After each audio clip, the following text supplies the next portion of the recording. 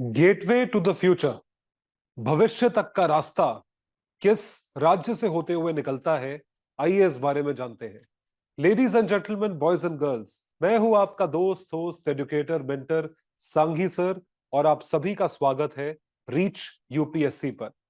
अभी तक आप जान चुके होंगे, देख चुके होंगे कि वाइब्रेंट गुजरात समिट चल रहा है, जिसपे कई सारे आपने वीडियोस देखे होंगे, आपने न्यूज़पेपर हेडलाइंस देखी होंगी। लेकिन उससे एसोसिएटेड ऐसी कौन सी चीजें हैं जो हिडन है लेकिन बहुत ज्यादा महत्व रखती हैं एग्जामिनेशन के पॉइंट ऑफ व्यू से और आप लोगों के जानने के लिए? वाइब्रेंट गुजरात, अभी इन दिनों वाइब्रेंट गुजरात का 10वां एडिशन, 10th एडिशन जो है वो चल रहा है, जैसा कि आप लोग जानते हैं। और वाइब्रेंट गुजरात समिट में दुनिया जो है वो भारत की तरफ देख रही है, that India is the gateway to the globe. और भारत में जो राज्य गेटवे बनेगा भारत के भविष्य के लिए, वो है Gujarat. So Gujarat is the pillar of stability, stability का एक पिलर, एक स्तंभ है।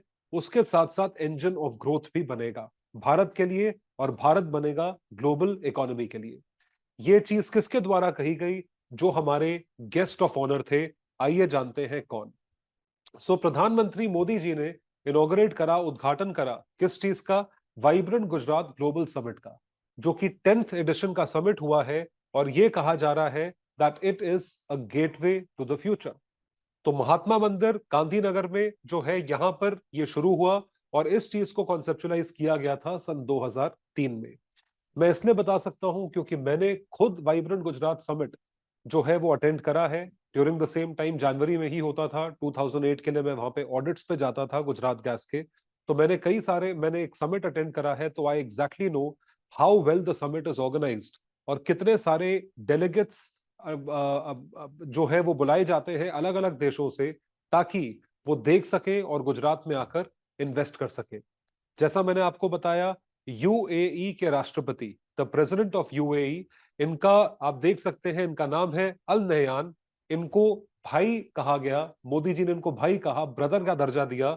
और इन्होंने एक स्पीच दी जिसके तहत इन्होंने बोला that India is the future, Bharat जो है वो ही फ्यूचर है। इन्होंने कई सारी चीजें बोली, आज ये वापस जा चुके हैं। उसके साथ साथ इन्होंने प्रोत्साहन के शब्द दिए कि जिस तरीके से भारत आगे बढ़ रहा है, दुबई बहुत ज्यादा इन्वेस्टमेंट भारत में करना चाहेगा, और उसी के साथ साथ भारत के साथ व्यापार यानी ट्रेड भी बढ़ाना चाहेगा। इसी में एक बहुत जरूरी स्टेटमेंट निकल कर आया, और वो स्टेटमेंट ये है कि भारत अगले 20 साल में 35 ट्रिलियन डॉलर तक की इकोनॉमी बन सकता है। It can become 30 to 35 trillion dollar economy. And mind you, इस वक्त जो भारत की जीडीपी है वो 3.5 ट्रिलियन डॉलर के आसपास है। और जब भारत 35 ट्रिलियन डॉलर की इकोनॉमी बनेगा, तो उसमें जो गुजरात का हिस्सा होगा, गुजरात का कंट्रीब्यूशन होगा, वो 3 ट्रिलियन डॉलर्स होगा। अब गुजरात का हिस्सा 3 ट्रिलियन डॉलर्स इंडियन इकोनॉमी में किस तरीके से बन सकता है, इसमें हमारे गुजराती भाइयों ने किस तरीके से प्रोजेक्ट्स जो है वो 10th वाइब्रेंट गुजरात समिट में कमिट करे हैं, आज आपको इसके बारे में बताएंगे। सबसे पहले आते हैं गौतम अडानी के प्रोजेक्ट पे।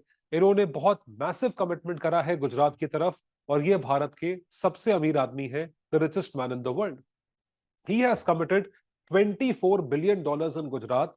एंड माइंड यू, एक चीज आपको और बताऊं, इन जितने भी बिजनेसमैन ने पैसे कमिट करे हैं, ये सारे के सारे ग्रीन प्रोजेक्ट्स हैं। अभी आप देखते जाओगे, आपको पता चलता जाएगा।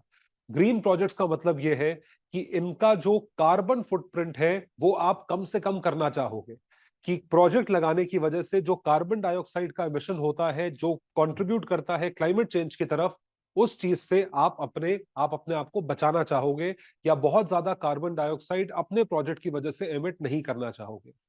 तो इस प्रोजेक्ट के जरिए सिर्फ और सिर्फ अडानी साहब का प्रोजेक्ट 1 लाख नौकरियां क्रिएट करेगा, और इसी के साथ साथ they will invest around 100 billion dollars in the shift to green energy in Gujarat over the course of 10 years, ताकि जो जो ट्रेडिशनल सोर्सेज ऑफ एनर्जी यानी renewable sources of energy use हो रहे हैं, उसको, जो non renewable sources of energy use हो रहे हैं, उसकी जगह रिन्यूएबल सोर्सेज ऑफ एनर्जी लाएंगे।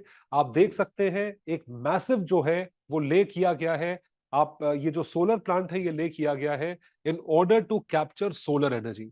रन ऑफ कच्छ में ये जगह अब अडानी साहब की ली हुई है।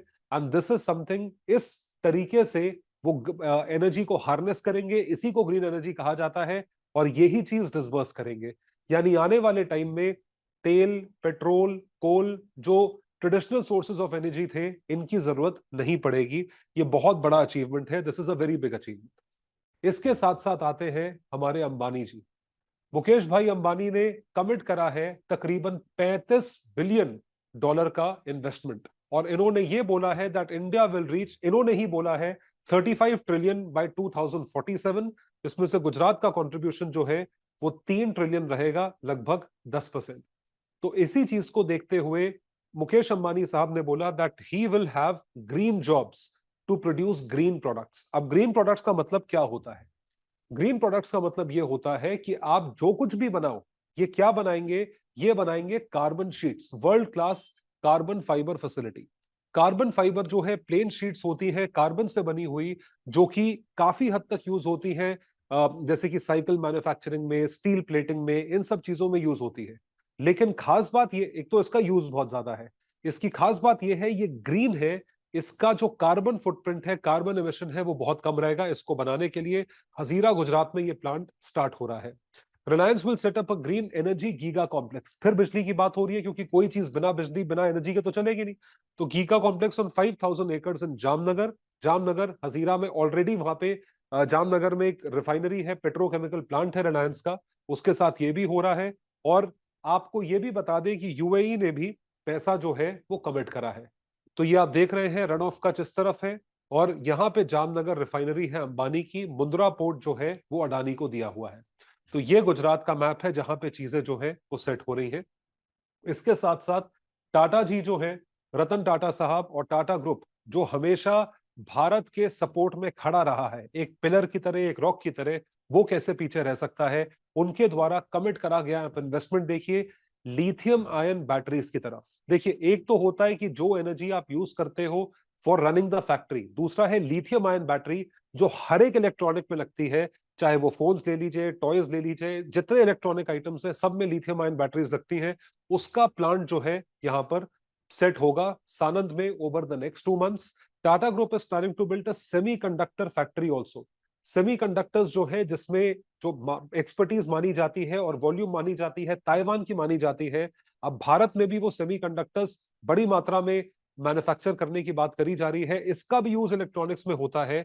और ये एक समझ के चलिए, ये एक एक्सपर्टीज है, या ये एक ऐसा कहा जाए एक इंटेलेक्चुअल प्रॉपर्टी है, जो सिर्फ और सिर्फ जिसमें कुछ देश स्पेशलाइज करते हैं। तो semiconductor fab in Dholera, and it will begin operations in 2024 itself, इसी साल। तो आप देख सकते हैं कि एकदम से चीजें मूव कर रही हैं, चीजें बहुत फास्ट मूव कर रही हैं। तो भारत के मैप में किस तरीके से गुजरात का कंट्रीब्यूशन होगा, कहां कहां पर चीजें सेट होंगी, ढुलेरा में, सानंद में, मुंड्रा पोर्ट में, हजीरा में, जामनगर में, ये सारी की सारी जगहें जो हैं ऑटोमेटिकली डेवलप हो जाएंगी, और नौकरियां कैसे क्रिएट नहीं होंगी। तो हमारे इंडियन बिजनेसमैन के सिवा, या इनको देखते हुए जो बाहर से लोग डेलीगेट्स आए थे, उनकी गवर्नमेंट्स ने भी कुछ कुछ कमिटमेंट्स करे हैं। जैसे कि सिंगापुर गवर्नमेंट ने, और जैसे कि नेदरलैंड्स गवर्नमेंट ने, Dutch and Singapore firms announced investments worth $7 billion in India in the upcoming financial year. जो इंडियन बिजनेसमैन बाहर है, जैसे लक्ष्मी निवास मित्तल साहब है, आर्सेलर मित्तल स्टील बनाते हैं, यूके में रजिस्टर्ड कंपनी है, he will build the world single biggest steel manufacturing factory in Surat by 2029। इसकी कैपेसिटी 24 मिलियन टन होगी। तो जैसा आप जानते हैं, इंडस्ट्रियल रेवोल्यूशन के लिए स्टील सबसे पहली चीज है, जरूरी चीज है।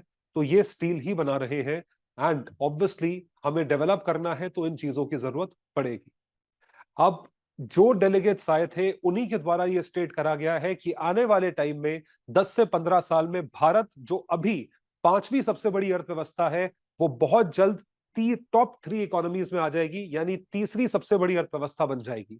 हम सिर्फ और सिर्फ 2 देशों से पीछे होंगे, अमेरिका और चीन। और हमें किस तरीके से उनसे आगे बढ़ना है, ये भी हम फिगर आउट करेंगे बाय ऑल दीज इन्वेस्टमेंट्स। तो मुहिम शुरू हो चुकी है, भारत पे लगा दीजिए। ये चीज बिल्कुल सत्य है। The world looks at India as an important pillar of stability, कि एक स्टेबल कंट्री है और ग्रोइंग कंट्री है, a friend who can be trusted and the voice of the global south. ये चीज कही जा रही है हमारे पड़ोसी मुल्कों द्वारा और हमारे अंतर्राष्ट्रीय दोस्तों द्वारा। तो बहुत बड़ा जो है वो क्लेम किया गया है। अब इस पे खरा उतरना है, तो आपकी और हमारी मेहनत इसमें रंग लाएगी। India is full of opportunities. अगर आप में दम है तो इस अपॉर्चुनिटी का फायदा उठाइए, और इसी के साथ साथ हमारे चैनल को जरूर सब्सक्राइब करिए। तो that would be all for today. Thank you so much. Bye everyone, take care and all the best.